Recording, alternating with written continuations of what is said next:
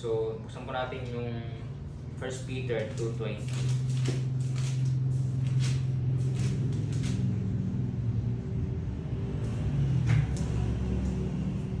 1 Peter 2:20. Yan. Nahanap niya, nakita niya na po.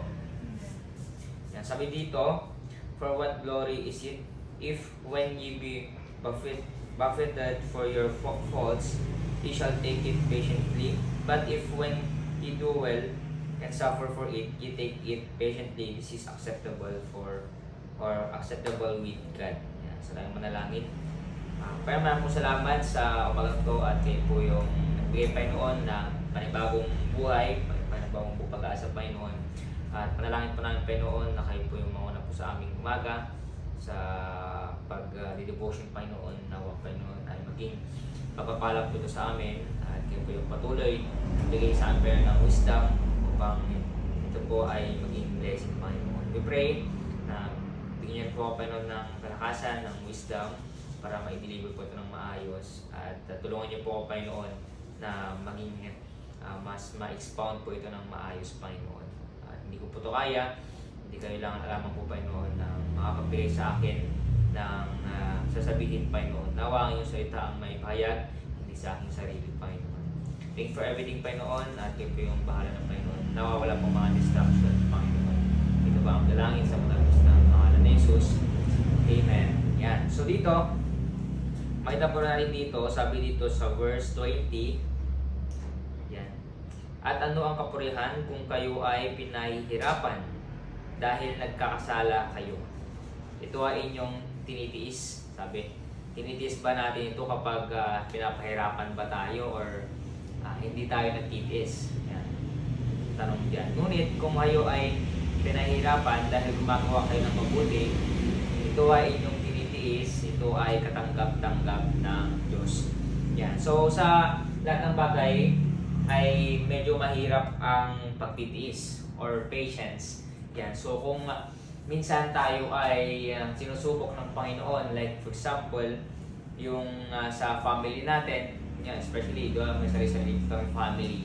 Yan, sa bahay, talagang makita natin doon yung patience. Like for example, sa ating parents. Yan. So mga may parents tayo, yan, kailangan natin silang sundin.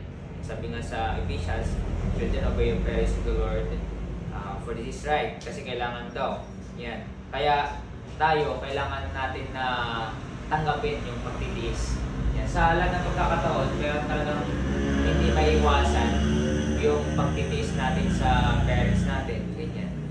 Yan. So like for example, yung sa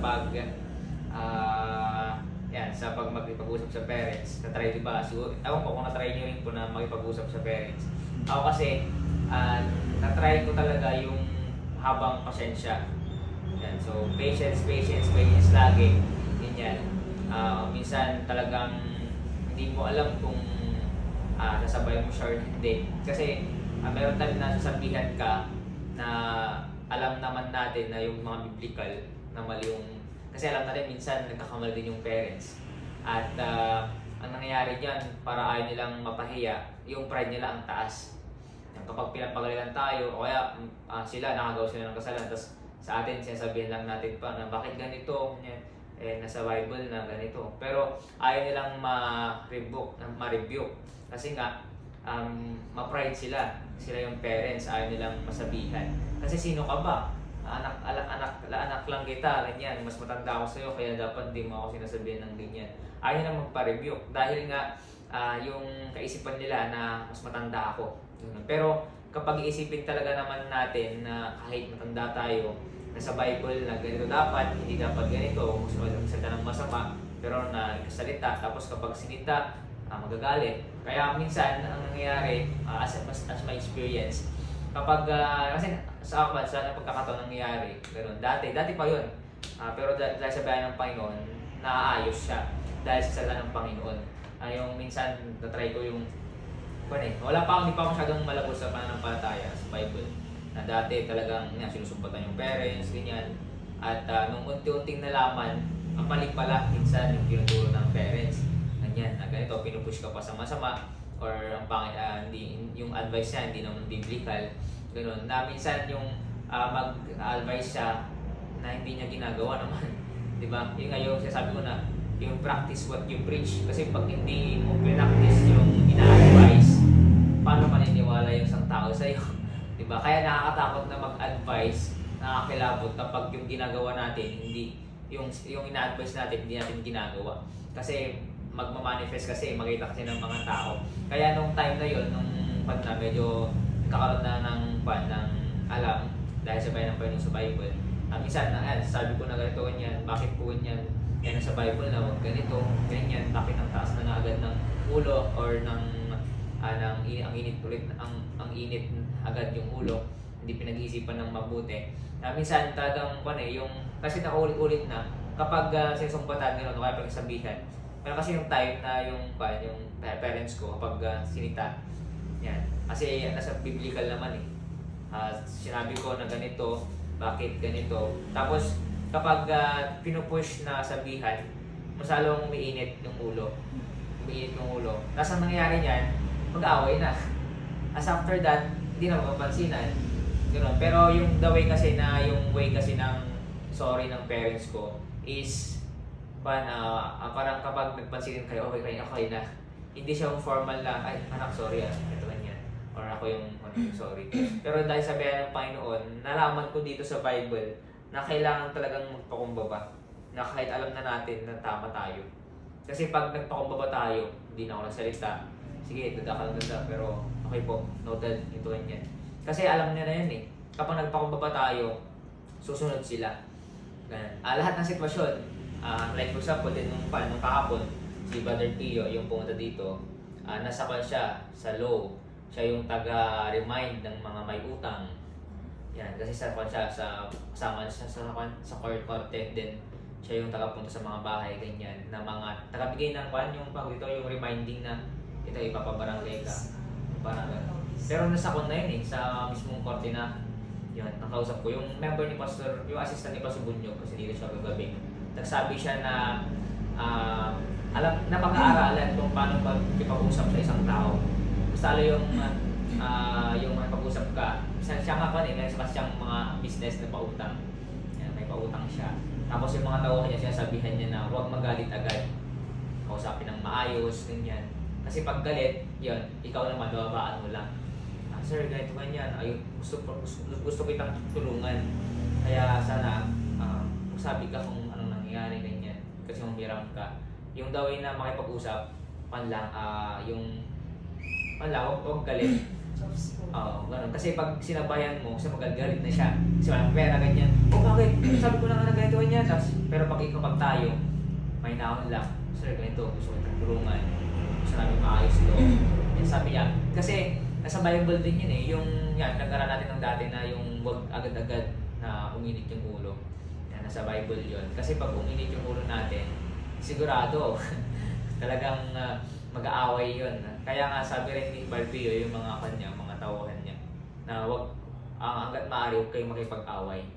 Kasi masisira din yung testimony, especially Christian.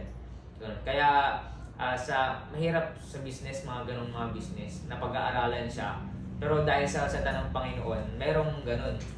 Meron siya sabi ng Panginoon na patience, kasi sinusubok tayo ng Panginoon. Ganun. At mas lalong nagiging mas matured tayo kapag iniintindi natin yung isang tao. Ang dami ko ng experience na nagkaroon ako ng parang nagkaroon ako ng sama ng loob, ganyan, or may conflict sa ibang tao, na bakit nangyari yun, na naging big deal. Pero dahil nga, hindi yung panguso ng Panginoon na kausapin mo siya, nagpakumaba ka na lang. Hanggat maaari talaga yung parang hindi mo na-explain yung bakit mo ginawa to, bakit nagkaroon ng sama ng loob. Yung parang ang nangyari na lang, close din na agad. Sorry kung paano nagawa ko. Kasalanan ko. Sana mapatawad mo. Kasi pag nag-explain pa, hindi kasi ganito. Panulit, parang mag-open ulit kasi. Mag-open ulit kapag yung pages, yung natin, kapag yung may conflict. Tapos in-explain ng haba hanggang hindi na matapos. Pero yung experience ko kasi, yung pag nag-sorry ako ganyan, okay, sana maayos natin to. Kasi yung relationship mawawala. Kaya yung patience din na parang ang hirap tanggapin na bakit ginawa, bakit nagkaroon siya ng ganito, ganyan, nagtingin na, tumingin sa akin ng ganito, na dapat sa akin tatanungin. Pero dahil nga para matapos na, iintindihin na lang, tayo na lang yung magpapakumbaba. Kaya nga, mas maganda talaga yung, yung the way na magpapakumbaba. Kasi kasi meron kasi ibang tao na competitive, yung, hindi, tama ako, paglalaban ko to, ganun. Kasi may mga ganun naman, pero, sa tingin ko kasi mas maganda pa rin na pakumbaba na lang agad. Kasi once na once na pinilit mo pa, kasi hindi nga maintindihan hindi siya mature, immature siya Kaya mangyayari dahil Christian tayo, alam na natin yung tama na yung talagang mga mature is yung mga nakakaintindi. At iniintindi talaga natin. Sometimes parang hindi ko maintindihan, pero andyan yung sasabi ng Panginoon na sikapin mo na intindihin yung isang tao. Kasi pag inintindi natin, malalaman kasi natin, kaya pala nito ako ginawa. Kaya kasi nga, inintindi. Yung iba, hindi kita maintindihan, intindihin mo. Ganon. Kasi, yun din, yung parang maling kaisipan din na hindi niya maintindihan yung isang tao. Dahil nga, hindi niya inintindi. Pero pag inintindi mo naman, nag-pray tayo, humingi tayo ng Panginoon sa kanya ng wisdom. Panginoon, sana maintindihan itong taong to, bakit niya nagawa to. So, pag naintindihan kasi natin, sinikap natin na intindihin siya, mas lalo tayong pagpapalain ng Panginoon na yung makita natin yung binigay sa atin ng wisdom kasi andun yung pagkakaintindi natin sa isang tao. Kaya dito sinasabi ng Panginoon na maging yung humaba yung patience natin. Kasi nga, sabi dito sa last sabi dito sa verse 20, kung makikita po dito sa last, yan, ididiin ko siya. Ngunit kung kayo ay pinahihirapan dahil gumagawa kayo ng mabuti, yan. Kasi nagiging mabuti na yung gawin natin yung pagiging papakumbaba natin. Kasi kailangan natin pakumbaba. Sabi dito, ito ay inyong tinitiis. Yan, titiisin natin yung alam natin na tama tayo pero ang hirap titiisin natin na okay dahil ang hirap, hindi niya makita yung mali niya. Titiisin natin at ito ay katanggap-tanggap sa Diyos. Yan, tinatanggap ng Panginoon dahil tayo ay nagpakumbaba. Yan. And then, after that, kasi kapag nagpakumbaba tayo, maba yung patience natin, magkakaroon siya ng good result. Okay, alam ko na next time. Alam ko na yung gagawin ko kapag nagkaroon ako ng conflict sa isang tao, or pag meron kaming hindi nagkapagsunduan sa isang tao, alam ko na yung gagawin ko na which is yung magpakumbaba na lang. Yan. Merong good result. Yan. Pero kapag yung sinabayan natin yung isang tao na tumaas yung init ng ulo, tumaas pa din, wala. Ang mangyayari yan, pwede pang magpatayan. Pwede pang mag-away, mga ganun na sitwasyon. Tsaka napag-aaralan naman kung paano siya. Kaya nga merong Bible na pinag-aaralan natin. Yan. Yung pinaka-goal natin dito is yung makita natin yung tamang pag-communicate sa isang tao. Yung humaba yung patience natin, especially sa mga bata rin. Makukulit sila, pero bata nga sila wala pa silang kamuwang-muwang, kaya kailangan intindihin. Parang kay responsibility natin na turuan sila, huwag ganito, huwag mong gawin to kasi mali yan. Kasi yung ibang tao kasi pinapalo nila yung nagkamali lang agad, pinalo na agad. Hindi kagaya ng nabasag, ito walisin mo na lang yan, hindi yung nabasag tapos papaluin pa. Pero yung the good way na mas magandang gawin, kuha ka ng walisin mo lang yan. Next time, huwag mo lang itong gagawin. Mas maganda yung ganun kasi yung patience natin, yung sa iinit sana yung ulo natin, pero dahil sinasabi ng Panginoon na magtiis tayo, yung patience natin, tiisin natin na huwag magalit. Yan. And then, yung pag-aaral kasi na magiging matyaga, ay nagmumula sa paggawa ng maliliit at tapat na hakbang sa bawat araw na nangangako ang Diyos na kapag humarap tayo sa mga sitwasyon ng may pagtsatsaga at pagtitiis, tutulungan niya tayo, hikayatin at bibigyan tayo ng pasensya. So ang Diyos magbibigay rin siya ng pasensya na mas bibigyan tayo ng yung papakumbaba, gano'n, yung mas humaba pa. Kasi alam niya na mahirap yung mga ganong sitwasyon kasi nagtitiis tayo. Yan. At ang matyagang pagtitiis ang kailangan natin ngayon, especially sa may mga goals tayo, Yun yan. Sa pagiging Christian. Especially, ako, sinisikap ko yung isang bagay na pagiging, sabi ng Panginoon, na kailangan natin maging mabuti. Kasi, naging bunga na yun ng pagiging ligtas natin, na tinanggap natin ang Panginoon. Ngayon, kailangan natin na maging good Christian. Yan. At kailangan natin na magtiis.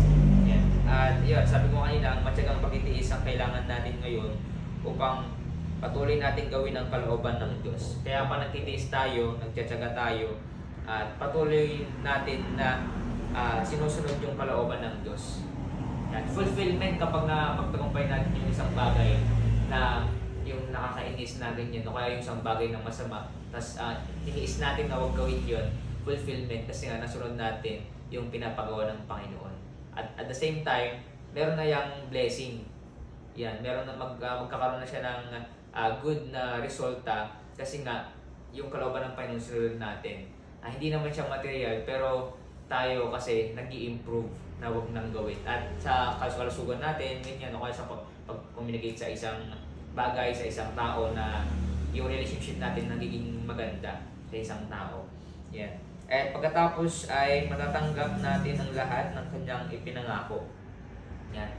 Ano yung pangako ng Panginoon? Yung pangako ng Panginoon, especially yung niligtas niya tayo. Yan. Kasi pag ginagawa natin yung tama, umabaw yung pasensya natin, naghihintay tayo, hihintay natin yung langit na kapag dumating siya. Kasi dito sa mundo ay napakahirap. Madaming problema, daming mga pagsubok. Pero pag sa heaven na, yung pinangako ng Panginoon, yun na yung time na doon na tayo wala ng mga problema. At masarap nang mamuhay. Hindi kagaya dito na ang daming tao na hindi pangit yung ugali, mga toxic tao, at hahaba talaga yung bridges mo. Pero yung mga pangako ng Panginoon ay gagawin niya, na niligtas tayo sa impyerno. Yan. At the same time, kapag talagang nagtiwala tayo sa Panginoon, nagtiis tayo, ito muna, tiisin natin yung mga problema natin, yung mga pagsubok, andyan yung pinangako ng Panginoon na mas bibigyan pa tayo kung ano man. Bonus na lang kung merong material things. Kaya nga, hanggat maaari talaga yung mga bagay na nakukuha natin, huwag nating mahalin. Kasi in the future, sira din lang. Mukha natin, mawawala din lang, tatanda tayo. Yan. Kailangan lang natin na gamitin yung isang bagay kasi nga blessing ng Panginoon yun. At hindi dahil sa atin, sa ating kakayahan. Yan. At paano tayo matututo sa pasensya? Paano natin mas humaba yung pasensya natin? Ang gawin natin ay, kailangan lang natin na manahimik tayo sa harapan ng Panginoon. Kailangan natin sundin yung mga sinasabi niya na mga gagawin natin. Kasi kapag nanahimik tayo sa Kanya, hindi natin siya sinusumputan. Bakit Panginoon dito? Binigyan mo ko ng ganito, bakit ganito yan? Nagreklamo tayo. Basta tayong papagalitan ng Panginoon, basta tayong papaluin. Kaya, ang the best na para umabaw yung pasensya natin, kailangan natin na manahimik tayo sa harapan ng Panginoon.